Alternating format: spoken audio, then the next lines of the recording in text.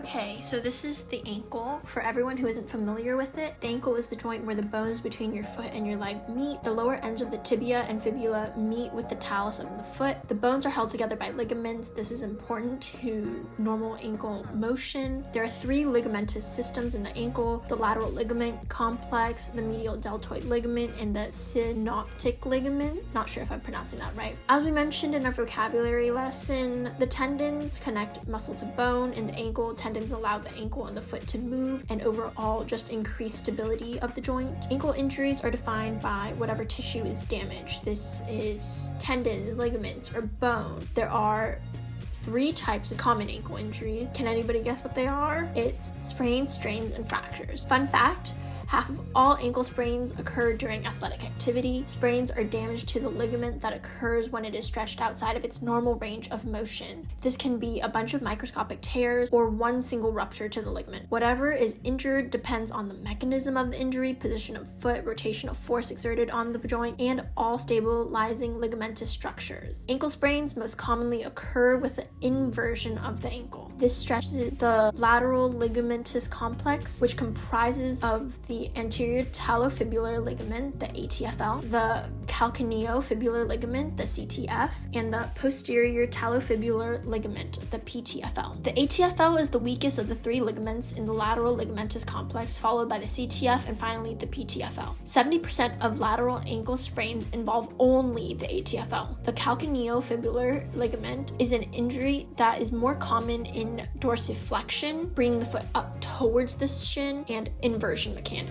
The medial deltoid ligament is the strongest ankle ligament. This tends to be injured with eversion injuries. Injuring this ligament alone is extremely rare. Syndesmotic injuries or high ankle sprains are less likely to occur than low-grade ankle sprains. To injure these ligaments, it takes a great deal of force, so these are quite rare amongst the general population and more typically found in competitive athletes. Most high ankle sprains also involve external rotation and/or ankle dorsiflexion. Grade 1 and 2 strains are considered to be low-grade injuries resulting from many microscopic tears or stretching of these ligaments.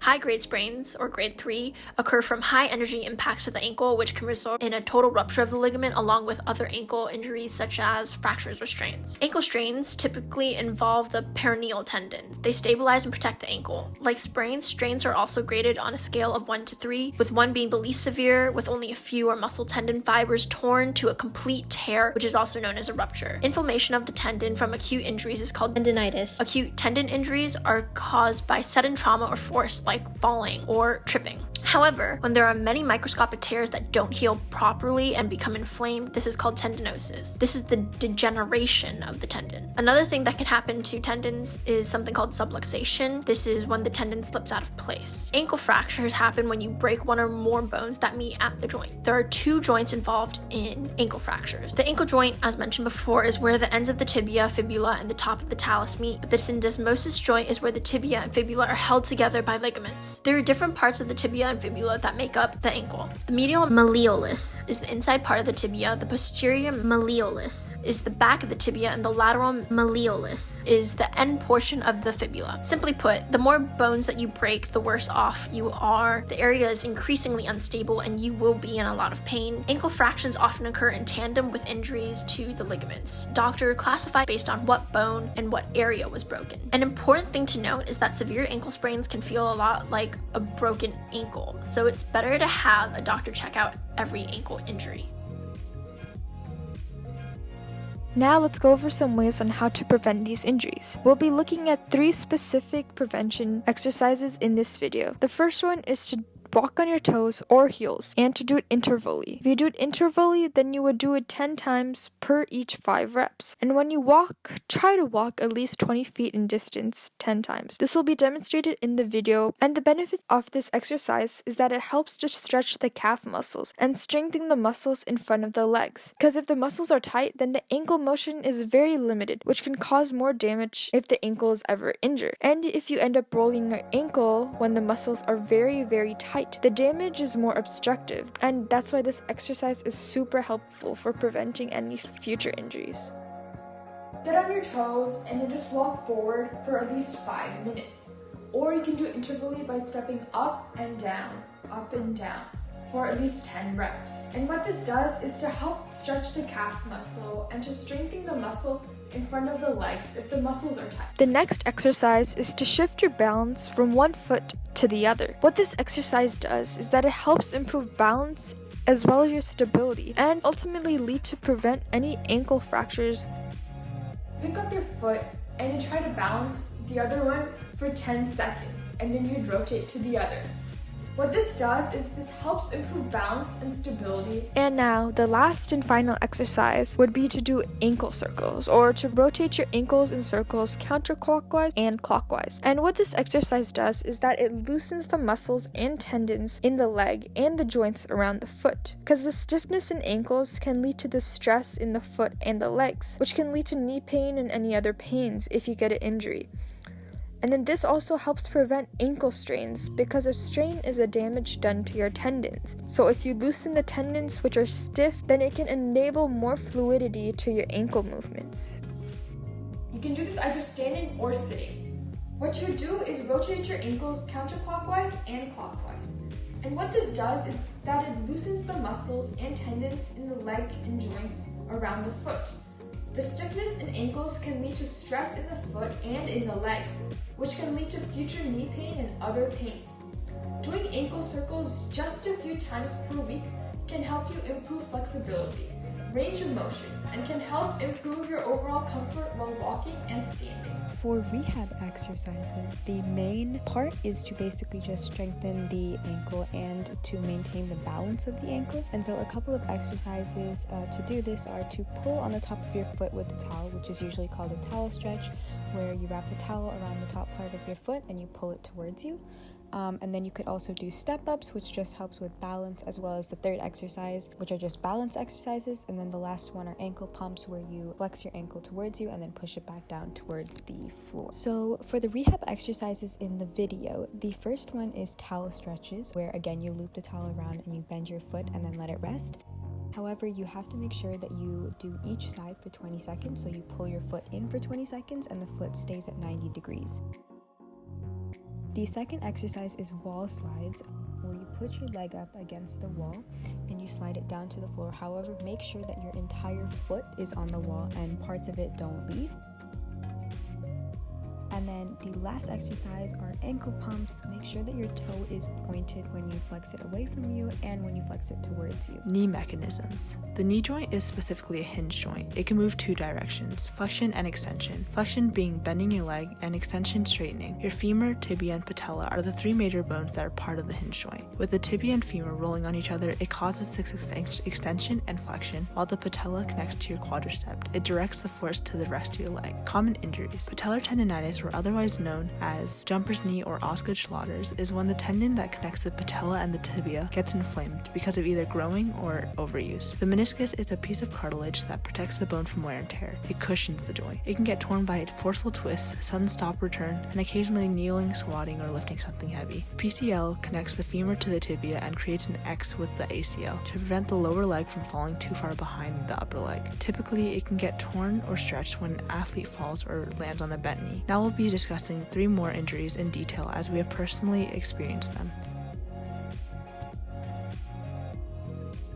Now, the MCL is located in your inner knee. It runs from your femur to your tibia. Personally, I didn't know that this ligament existed. As you can see in this picture, there's a lot of different collateral ligaments. The MCL is the one that runs right here. If you feel on the inside of your knee, you could probably locate it. It's not that hard to find. There are 3 different stages of a tear. There's one where it's stretched, so you don't have any real tear. There's a partial tear, where, as its name states, you partially tear it. And then 3 is a complete tear. On average, it takes about 6 weeks to heal, but surgery will be needed for grade 3s, which will take a lot longer than 6 weeks. How it gets injured traditionally, like all other muscles in your body, too much of force is applied to the ligament. Specifically, if you can see in these 2 pictures here, it's mostly in landing techniques. So you see in the right picture, this girl lands on her knee but bends inward, which applies the force to the MCL. MCL, whereas in the left picture, she has a straight knee that does not bend in, so force is applied straight to the knee and nothing gets hurt. A more specific example is when your leg is dangling in the air and is hit hard by something. That's personally how I injured my MCL. Now, there's some things you can do to prevent this. First and foremost, strength training allows it to endure more stress. The muscles surrounding it, such as like your quads, your hamstring, your glutes, are super important for work. You want to make sure that those muscles are strong so they can help support your MCL. But like I said in the previous slide, technique training is also very important. So practicing how to land. So some things you can do like that are depth jumps, making sure to start on an elevated surface and dropping down. It's important to make sure that you land with your feet and your shoulder width apart and your toes pointed forward for proper form. Also work on single leg stability. To note, in athletic competition, you won't have time to think about it. It may seem really trivial, but it'll all be muscle memory. Let's say you do get hurt, best course of action,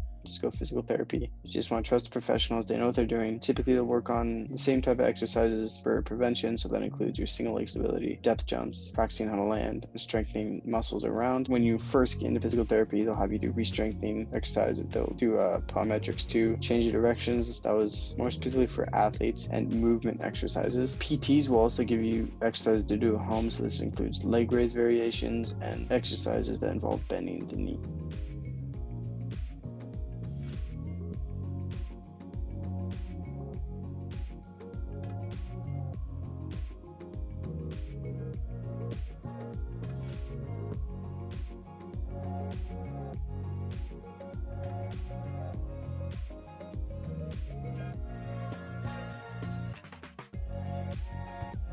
The ACL is the anterior cruciate ligament, and it is one of the most important ligaments in the knee. The ACL is located in the middle of the knee. It prevents the tibia, which is the shin bone, from sliding out in front of the femur, which is the thigh bone. The PCL, which is the posterior cruciate ligament, works alongside the ACL to prevent the tibia from sliding backwards under the femur. Whenever you tear your ACL, the pain is felt in the middle of the knee, and this follows with a lot of swelling inside the knee. The overall purpose of the ACL is to stabilize the knee joint, and clearly it's one of the more important ligaments in your knee. The ACL is really crucial in sports as it helps to change direction and to do sudden stops. So in sports like football, soccer, volleyball, basketball, like those, the ACL is very important as it is constantly activated during those sports.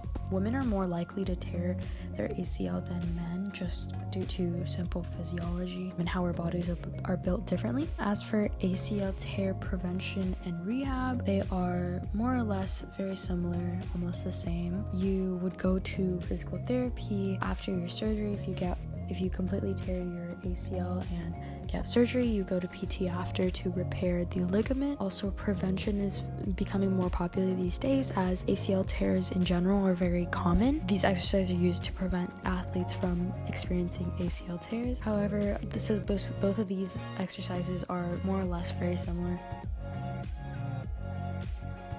There are the single leg squats. This helps to stabilize the thigh, and the thigh helps to stabilize the ACL.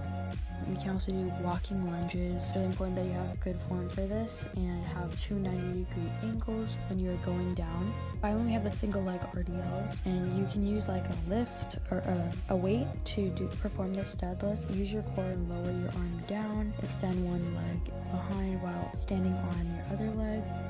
Really important that you have balance in every single one of these exercises, and do not let your knee turn inwards as ACL tears occur due to this exact motion. And it's really important to have your hips over your knees that are over your ankles. And as I said earlier, rehab is very similar to prevention. So patellar dislocation and subluxation. So these are technically two different types of injuries, but they are very closely related. So first, let's talk about anatomy. The MPFL, which is the medial patellofemoral ligament, is on the inner side of the knee. The LPFL is the lateral patellofemoral ligament, which is the outside of your knee, and the trochlear groove, which is the groove that your kneecap sits in. So all of these are responsible for making sure that your kneecap stays in place and that it has a permanent at home to kind of stay in, while also allowing your leg to have some movement. So about the injury, it could happen laterally or medially, so it can dislocate outwards or inwards. Typically lateral is more common. A subluxation is a partial dislocation, so it moves slightly out of the trochlear groove but not all the way, whereas a dislocation is all the way.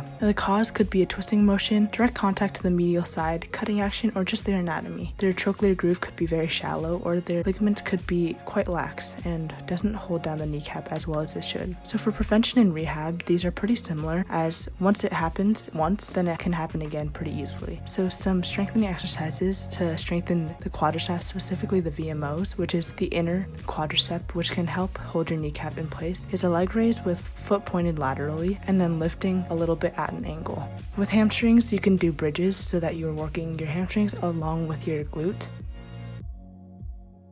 Hips, doing clams and really trying to isolate the movement so you're not moving your whole body, just your knee. So rehab, typically one will go straight to physical therapy where you do strengthening, stretching, stability, and depending on your circumstances, this could be enough. However, there is the option for surgery, which is the MPFL reconstruction, so basically either taking a piece of your hamstring or cadaver tendon to replace that MPFL and reconstruct it so that it is stronger, along with a lateral release, which releases that lateral ligament a little bit more because when you dislocate your kneecap, it tends to get wound up where the MPFL starts to get a little bit lax. So both of these are options for after you have this injury, and same thing, after surgery or physical therapy, you do a lot of these strengthening exercises.